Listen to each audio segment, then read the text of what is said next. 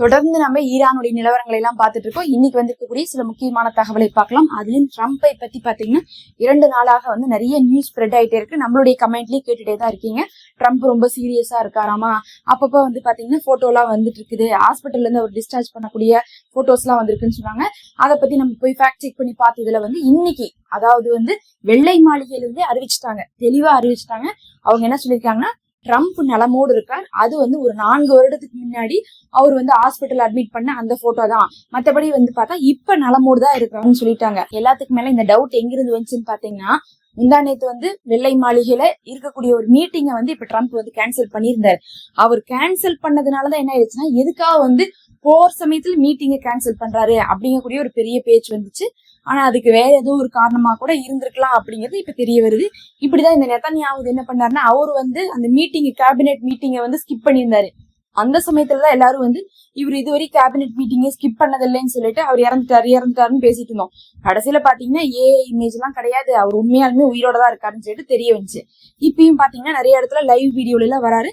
அதனால இதுக்கு மேலேயே வந்து அவர் உயிரோட எல்லாம் நம்புறது இல்ல நினைக்கிறது அப்படிங்கிறது வேஸ்ட் தான். நெத்தன்யாஹூ உயிரோட இருக்கிற மாதிரி இந்த பக்கம் ட்ரம்ப்பும் பார்க்கும்போது அவர் நல்லா தான் இருக்காரு. இன்னைக்கு வந்து அவர் வந்து வெளியே வந்து பேசி இருக்கக்கூடிய, இன்னைக்கு வெளியே வந்து அவர் பக்கத்துல அவருடைய மனைவி, இந்த பக்கம் வந்து பாத்தீங்கன்னா ஒரு மிக்கி மவுஸ் எல்லாம் வச்சு போட்டு என்ன பண்ணிருக்காரு, பேசியிருக்காரு மக்கள் முன்னாடி. என்ன பேசியிருக்காருன்னு பார்க்கும்போது, ஈஸ்டர் டே வருது, ஈஸ்டர் டே அப்படிங்கிறது அமெரிக்காவுக்கு ரொம்பவே முக்கியமான நாள். அதனால வந்து இந்த ஈஸ்டர் டேவை வந்து நம்ம செலிப்ரேட் பண்ணோம். இந்த ஈஸ்டர் டேக்கு முன்னாடியே இந்த போரை நிறுத்திடலான்னு நான் வந்து நினைச்சேன், சமாதானத்தை கூப்பிட்டேன். ஆனா ஈரான் வந்து என்ன பண்ணல, அடி பண்ணிற மாதிரி தெரியல. நான் பேசி பார்த்துட்டேன், எவ்வளவோ பொறுமையா பேசிட்டேன், அவங்கதான் கேட்கல அப்படின்னு சொல்லிட்டு ஈரான் மேல பழிய போட்டு அதுக்கப்புறம் என்ன சொல்றாங்கன்னா, ஈரான் மக்கள் கூட நம்ம வந்து அடிக்கிறது தான் விரும்புறாங்க, அவங்களுக்கு பாம் சத்தம் இல்லாட்டினா தூக்கவே வரமாட்டேங்குதாமா, அதனால ஈரான் மக்களுமே போர் செய்யறதுக்கு வில்லிங்கா இருக்காங்கன்னு சொல்லிட்டு இப்ப ஈரான் மக்கள் மேல என்ன பண்ணிருக்காரு, ஒரு நக்கலா அவங்களும் போற விரும்புறாங்கன்னு பேசி வச்சிருக்காரு. முதல்ல என்ன சொன்னாங்க, ஈரான் மக்கள் பாவம், அவங்க வந்து அந்த அடக்குமுறை ஆட்சியில இருக்கிறாங்க, அலி கமேனி வந்து என்னென்னமோ பண்றாரு, அவர் வந்து இத்தனை பேர்த்த அழிச்சிட்டாரு, அந்த மக்களை வந்து சுதந்திரம் கொடுக்கணும்னு சொல்லிட்டு தான் இந்த நெத்தன்யாஹூ என்ன பண்ணிருக்காரு, போற ஆரம்பிச்சோன்னு சொல்றாரு. ஆனா இப்ப ட்ரம்ப் என்ன சொல்றாரு, ஈரான் மக்கள் சண்டை போடுற மைண்ட்ல தான் இருக்காங்க, அவங்களுக்கு பாம் சத்தம் கேட்காட்ட தூக்கம் வராதுன்னு சொல்லிட்டு அவங்களுக்கும் சேர்த்து என்ன பண்றாங்க, உங்களையும் சேர்த்துதான் அடிக்க போறோம் அப்படிங்கிற மாதிரி இன்னைக்கு வந்து ட்ரம்ப் பேசியிருக்காரு. இதெல்லாம் இல்லாம என்ன சொல்லியிருக்காருன்னா, யாரெல்லாம் அமெரிக்கால இருந்துட்டு இப்ப நம்ம ஈரான்ல செய்யக்கூடிய போரை பத்தி தப்பா பேசுறீங்களோ, நீங்களா யாரு, ஃபூலிஸ் மக்கள் தான், அதாவது முட்டாளான ஆள்கள் தான். ஆட்சியில இருந்தாலும் சரி இல்ல பொதுமக்களோ, நீங்களாம் முட்டாள்கள் தான். ஏன்னா நம்ம எதை செஞ்சுட்டு இருக்கோம் தெரியுமா, வரலாற்று சிறப்புமிக்க ஒரு விஷயத்த செஞ்சுட்டு இருக்கோம். நம்மளுடைய அமெரிக்காவுக்கும் இஸ்ரேலுக்கும் அச்சுறுத்தலாக இருந்த ஒரு நாட்டை தான் நம்ம சண்டை போட்டுட்டு இருக்கோம்.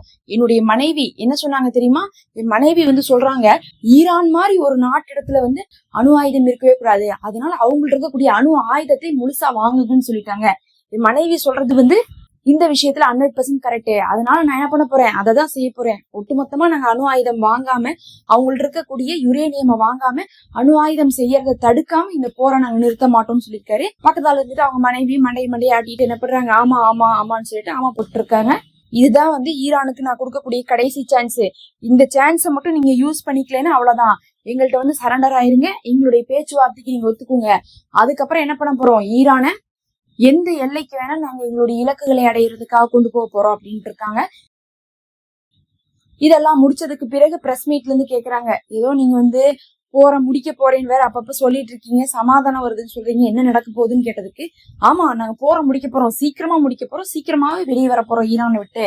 ஏன்னா இப்பவே அவங்கள்ட்ட என்ன இல்ல, வான்படைகள் இல்ல, கடற்படைகள் இல்ல, பத்தாவதுக்கு வந்து பார்த்தா அணு ஆயுதம் உற்பத்தி செய்யக்கூடிய இடத்துல நாங்க அடிச்சிட்டோம், எல்லாமே பண்ணிட்டோம், இன்னும் கொஞ்சம் வேலைதான் இருக்கு, அந்த கொஞ்சம் வேலையை முடிச்சு போட்டு நாங்க வெளியே வர போறோம்.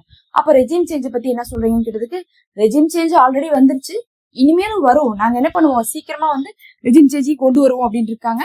அதுக்கு பிறகு கடைசியா அவரே சொல்றாரு, நாங்க முடிச்சு போட்டு வந்துருவோம், இந்த தடவை எங்களுக்கு ஆயில் தேவைதான், ஆனா இங்க இருக்கக்கூடியவங்க என்ன பண்ணல, சப்போர்ட் பண்ணல, அதாவது வில்லிங்கா இல்ல, தைரியமா இல்ல அதை செய்யறதுக்கு அப்படின்னு சொல்லியிருக்காரு. யார சொல்லியிருக்காருன்னு பார்த்தா அமெரிக்கா சொல்றாங்க. அமெரிக்காவை பொறுத்த அளவுக்கு நீ போய் 1000 எல்லாம் எடுத்துட்டு போற முடியாது, வெனிசுலால பண்ண மாதிரிலாம் வந்து ஈரான்குள்ள பண்ணிட முடியாது. ஈரான் கேக்குறாங்க, நீங்க என்ன எங்களை வெனிசுலாவுடைய அதிபர்னு நினைச்சீங்களா, ஈரான் அந்த மாதிரி கிடையாதுன்னு சொல்லிட்டு அவங்க அந்த வார்த்தையில கூட சொல்றாங்கும் போது எந்த அளவுக்கு வந்து ஈரான் வெனிசுலாவை பார்த்து கூட வந்து பயப்படாம அமெரிக்காவை எதிர்த்து நிக்கிறாங்கன்னு தெரியும். ரொம்ப நாளா இந்த அமெரிக்கானா இப்படிதான், இஸ்ரேல்னா இப்படிதான் சொல்லி சொல்லி நம்பிட்டு இருந்தோமோ தவிர அமெரிக்காவாலேயே ஈரானை ஒண்ணுமே பண்ண முடியல. அதனாலதான் இப்ப என்ன பண்ணிட்டாங்கன்னா அமெரிக்காவில அழுத்தம் கொடுக்குறாங்க ட்ரம்ப்புக்கு, போற நிறுத்து, என்ன பண்ண போனதுக்கு சீக்கிரம் ஒரு 4 அடி அடிச்சு போட்டு ஜெயிச்சிட்டோன்னு போய் சொல்லிட்டு அது வந்துட்டு நீயே போற நிறுத்திடு, நீ அடிக்கலைன்னா அவங்களும் உன்னை திருப்பி அடிக்க மாட்டாங்க, அதனால போற நிறுத்திடு, ஆயில் எல்லாம் போய் எடுக்கவே முடியாது, ஆயில்ல எடுக்கணும் அப்படின்னு சொல்லிட்டு நீ வந்து தரைப்படை அனுப்புனீங்கன்னா ஒட்டுமொத்த தரைப்படையும் போயிடும் அப்படின்னு சொல்லிட்டு அமெரிக்காவுடைய காங்கிரஸே வந்து ட்ரம்ப்புக்கு அழுத்தம் கொடுக்கறதுனால எங்களுக்கு ஆயில் வேணும் தான், பட் இவங்கெல்லாம் வந்து வில்லிங்கா இல்ல, அதனால நான் வந்து என்ன பண்ணல ஆயில் எடுக்கலைங்கிற மாதிரி இப்போதைக்கு வந்து ட்ரம்ப் சொல்லியிருக்காரு.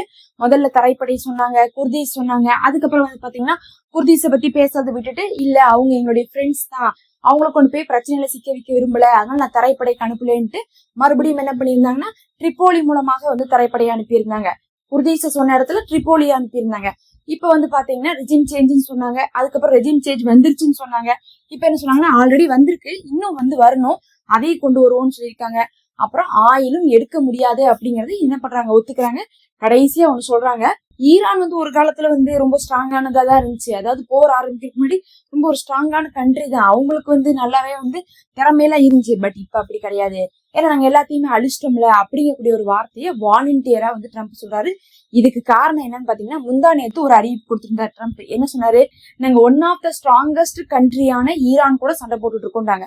அப்படின்னு சொன்னனுமே என்ன ஆயிடுச்சுன்னா எல்லாருமே வந்து அமெரிக்காவே வந்து ஈரான் ஸ்ட்ராங்கஸ்ட் கண்ட்ரின்னு சொல்லிட்டு அமெரிக்காவுக்கு எந்த அடி விழுந்திருக்கோ அந்த அளவுக்கு அடியை வாங்கினதுனாலதான் அவங்களால ஜெயிக்க முடியாம இந்த வார்த்தையை சொன்னாங்கன்னு சொல்லிட்டு எல்லா பக்கம் பேச ஆரம்பிச்சிடும். இப்ப அது வேற ப்ரெஷர் ஆயிடுச்சு, எப்படி நீங்க சொல்லலாம்னு சொல்லிட்டு ட்ரம்ப் வந்து நீ மைக் கிடைச்சா நல்லா உளருவ, நீ உளர்ந்தனாலே என்ன ஆயிடுது, இப்ப ஈரான் மேல இருக்கக்கூடிய மதிப்பு கூடி போயிருது, எல்லாருக்குமே ஈரான் எவ்வளவு வலிமை அப்படிங்கிறது தெரிஞ்சு போயிருதுன்னு சொல்லிட்டு திட்டினால உடனே இந்த தடவை என்ன பண்ணிருக்காரு, அவரா வாலண்டியரா சொல்றாரு, ஈரான் ஸ்ட்ராங் தான், ஆனா ஒரு காலத்துல அதாவது நாங்க போர் செய்யறதுக்கு முன்னாடி இந்த பாலஸ்தீன போர்ல ஆரம்பிச்சுக்கு முன்னாடி அப்புறம் பாத்தீங்கன்னா கொஞ்சம் கொஞ்சமா வந்து அவங்களுக்கு அந்த ஸ்ட்ராங் எல்லாம் கிடையாது, இப்ப அவங்க எல்லாம் வந்து ரொம்ப வீக்கா இருக்காங்க அப்படிங்கிற மாதிரி ட்ரம்ப் சொல்லியிருக்காரு. ஒவ்வொரு நாளைக்கு ஒவ்வொரு அறிவிப்பை வந்து ட்ரம்ப் என்ன பண்றாரு மாத்தி மாத்தி கொடுத்துட்டு இருக்காரு. அது ஈரானுக்கே வந்து சொல்றாங்க, கொஞ்சம் பேசுங்க ட்ரம்ப், ஏன் இன்னைக்கு எந்த அறிவிப்பும் கொடுக்கல, எங்களுக்கு போர் அடிக்குது அப்படின்லாம் கேட்கற அளவுக்கு கலாய்க்கிறாங்க. ஒரு நாளைக்கு வந்து இவரே வளர்கிறாரு, இவங்க வந்து ரொம்ப ஸ்ட்ராங்கா இருக்காங்கன்னு சொல்லிடுறது, அதுக்கப்புறம் அடுத்த தடவை வந்து இல்ல இப்ப அந்த ஸ்ட்ராங்னஸே அவங்கள்ட்ட இல்ல வீக்கா இருக்காங்கிறது. இதுவரை வரலாற்றிலேயே பார்த்தா எந்த ஒரு அமெரிக்காவுடைய பிரசிடென்ட்டோ இல்ல உலகத்துல இருக்கக்கூடிய எந்த ஒரு பிரசிடென்ட்டோ இந்த அளவுக்கு மாத்தி மாத்தி பேசி நம்ம பார்த்திருக்கவே மாட்டோம். அதிகமான ட்ரோலிங்க்கு மாட்டினதும் இவராதான் இருந்துட்டு இருக்காரு. கடைசியா வந்து பாத்தீங்கன்னா ஈரான்ல இருக்கக்கூடிய புஷீர் பெட்ரோ கெமிக்கல்ல வந்து என்ன பண்ணிருக்காங்க, தாக்குதல் நடத்திருக்காங்க. அது இல்லாம அவங்களுடைய ஷிப்யார்ட்ல எல்லாம் தாக்குதல் நடத்திருக்காங்க. ஈரான்லயும் கடுமையான தாக்குதல் தான் இஸ்ரேலும் அமெரிக்காவும் நடத்திட்டு இருக்காங்க, மாற்று கருத்தெல்லாம் கிடையாது. 7 தாக்குதல் வந்து பாத்தீங்கன்னா இதுவரையும் நடத்திருக்காங்க. இப்ப கடந்த 24 மணி நேரத்துக்குள்ள மட்டும் அவ்வளவு அடியை வந்து ஈரானும் வாங்கிட்டு தான் இருக்காங்க. இருந்தாலும் விடாபிடியாக தாக்குறாங்கன்னா அவங்கள்ட்ட என்ன இருக்குது, தாக்கக்கூடிய ஏவுகணை இருக்குதுன்னு அர்த்தம். இதெல்லாம் தான் இப்ப வந்து முக்கியமான தகவல். நம்ம அடுத்த ஒரு காணொலியில பார்ப்போம். மறக்காம சப்ஸ்கிரைப் பண்ணி நோட்டிபிகேஷனை கிளிக் பண்ணிக்கோங்க.